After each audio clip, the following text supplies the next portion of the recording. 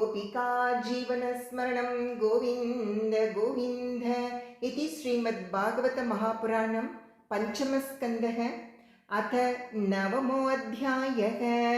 श्रीशुक उवाच अथ कस्यचिद्विजवरस्याङ्गिरः प्रवरस्य शमधमतपस्वाध्याय अध्ययनत्यागसन्तोष तितिक्षा प्रश्रय विद्या अनसूयात्मज्ञानानन्द युक्तस्य आत्मसदृशश्रुतशीला आचाररूपौदार्यगुणा नवसोदर्या अङ्गजा बभूवुः मिथुनं च यवीयस्यां भार्यायाम्। यस्तु तत्र पुमांस्तं परमभागवतं राजर्षिप्रवरं भरतम् उत्सृष्टमृगशरीरं चरमशरीरेण विप्रत्वं गतमाहुः। तत्रापि स्वजनसङ्घाच भृशम् उद्विजमानो भगवतः कर्मबन्धविध्वंसन श्रवणस्मरण गुणविवरण चरणारविन्दयुगलं मनसा विदधतात्मनः प्रतिगात्तमाशङ्कमानो भगवदनुग्रहेण अनुस्मृत स्वपूर्व जन्मावलिः आत्मानं उन्मत्तजडान्धबधिरस्वरूपेण दर्शयामास लोकस्य। तस्यापि गवात्मजस्य विप्रः पुत्रस्नेहानुबद्धमना आसमावर्तनात् संस्कारान् यतोपदेशं विदधान उपनीतस्य च पुनः शौचाचमनाधीन् कर्मनियमान् अनभिप्रेतानपि समशिक्षय धनुशिष्टेन हि भाव्यं पितुः पुत्रेणेति। स चापि तदुह पितृसन्निधावेव असद्रीचीनम् इव स्म करोति छन्दांस्य अध्यापयिष्यन् सह व्याहृतिभिः स प्रणवशिरस्त्रिपदीं सावित्रीं ग्रैष्मवासन्तिकान् मासात् अधीयानमप्यसमवेतरूपं ग्राहयामास। एवं स्वत्तनुजात्मन्यनुरागावेशितचित्तः शौचाद्ययनव्रतनियम घुर्वन्नलशुश्रूषणाद्यौपकुर्वाणक कर्माण्यनभियुक्तान्यपि समनुशिष्टेन भाव्यं यज्ञसदाग्रहः पुत्रमनुशास्य स्वयं तावद् अनधिगतमनोरथः कालेन अप्रमत्तेन स्वयं गृह एव प्रमत्त उपसंहृतः। अतयवीयसि द्विजसति स्वगर्भजातं मिथुनं सपत्न्या उपन्यस्य स्वयमनुसंस्थया पतिलोकमघात्। पितर्युपरते भ्रातरः येन मतत्प्रभावविदः त्रय्यां विद्यायाम् एव पर्यवसितमतयो न परविद्यायां जडमतिरिति भ्रातुरनशासन निर्बन्धात् न्यवृत्सन्त। स च प्राकृतैर्द्विपद पशुभिः उन्मत्तजडबधिरेत्याभिभाष्यमानो यदा तथानुरूपाणि प्रभाषते कर्माणि च स कार्यमानः प्रेचया करोति विष्टितो वेतनतो वा याच्ञया यदृच्छया वोपसादितमल्पं बहुमिष्टं तदन्नं वाभ्यवहरति परं नेन्द्रियप्रीतिनिमित्तं नित्यनिवृत्तनिमित्तस्वसिद्धविशुद्धानुभवानन्द स्वात्मलाभादिगमः सुखदुःखयोगो द्वन्द्वनिमित्तयोगो असम्भावितदेहाभिमानः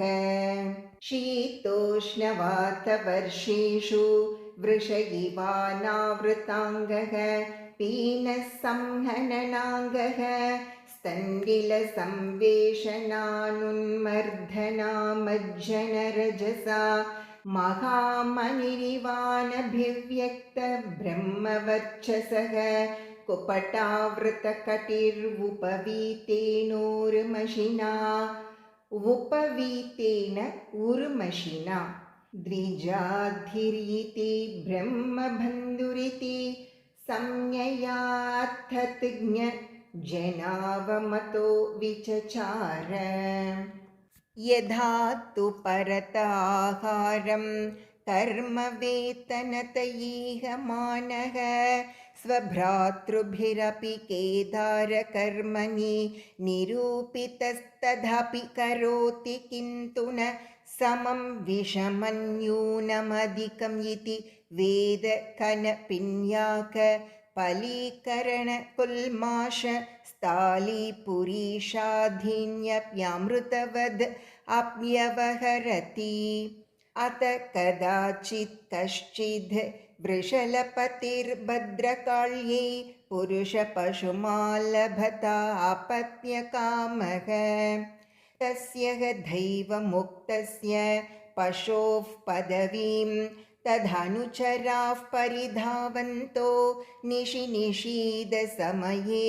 तमसावृतायाम् अनधिगतपशवः आकस्मिकेन विधिना केदारान् वीरासनेन मृगवराहादिभ्यः संरक्षमाणम् अङ्गिरप्रवरसुतम् अपश्यन् अतत येनम् अनवध्यलक्षणम् अवमृश्य भर्तृकर्म निष्पत्तिं मन्यमाना बद्ध्वा चण्डिका गृहम् उपनिन्युर्मुदा विकसितवदनाः अतपनयस्तं स्वविधिनाभिषिच्याहतेन वाससाच्छाद्य भूषणालेपस्रक्तिलकादिभिर्वुपस्कृतं भुक्तवन्तं धूपदीपमाल्यलाज किसलयाङ्कुर फलोपहारोपेतया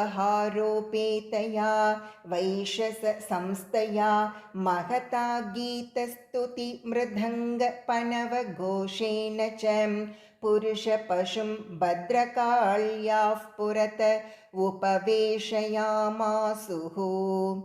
अत वृषलराजपनिः पुरुषपशोरसृघासवेन देवीं भद्रकाळीं यक्ष्यमानः तदभिमन्त्रितम् असिम् अधिकराल निशितम् उपाददे इति तेषां वृषलानां रजस्तमः प्रकृतीनां धनमधरज उत्सिक्तमनसां भगवत्कलावीरकुलं कदर्थीकृत्योत्पतेन स्वैरं विहरतां हिंसाविहाराणां कर्मातितारुणं यद्ब्रह्मभूतस्य साक्षात् ब्रह्मर्षिसुतस्य निर्वैरस्य सर्वभूतसुहृतः सूनायामप्यननुमतमालम्बनं तदुपलभ्य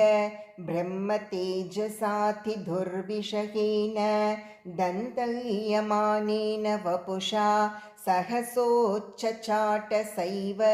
देवी भद्रकाळी वृषममर्षरोषावेश रभसविलसितभ्रुकुटिविटप कुटिलधंश्रारुणेन क्षणाटोपातिभयानकवदना हन्तु वेदं महाट्टहासम् अतिसंरम्भेन विमुञ्चन्ति तत उत्पत्य पापीयसां दुष्टानां तेनैवासिना विवृक्नशीर्ष्णां गलात् स्रवन्तमसृघासवम् अत्युष्णं सगघनेन निपीय अतिपानमदविह्वललोचैस्तरां स्वपार्षदैः सह जगौ ननर्त च विजहार च शिरः कन्दुकलीलया एवं एव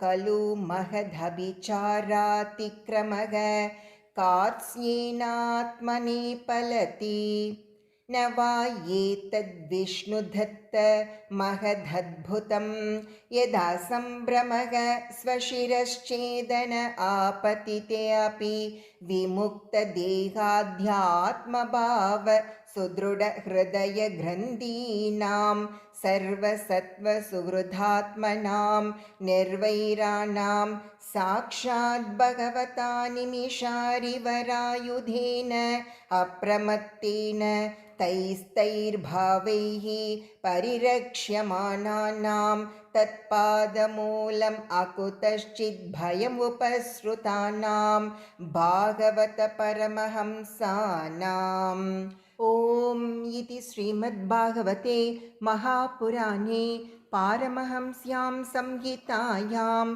पञ्चमस्कन्धे जडपरिदचरिते नवमोऽध्यायः। गोपिका जीवनस्मरणं गोविन्द गोविन्द।